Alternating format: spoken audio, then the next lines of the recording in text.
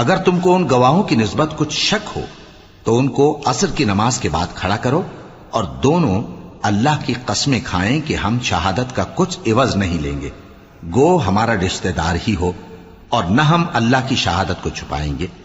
अगर ऐसा करेंगे तो गुनाहगार होंगे। फिर अगर मालूम हो जाए कि उन दोनों ने झूठ बोलकर गुनाह हासिल किया तो जिन लोगों का उन्होंने हक मारना चाहा था उनमें से उनकी जगह और 2 आदमी खड़े हों जो मैयत से कराबत करीबा रखते हों।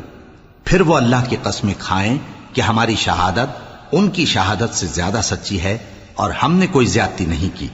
ऐसा किया हो तो हम बेइंसाफ हैं। इस तरीक से बहुत करीब है कि ये लोग सही सही शहादत दें, या इस बात से खौफ करें कि हमारी कस्में भी उनकी कस्मों के बाद रद्द कर दी जाएंगी।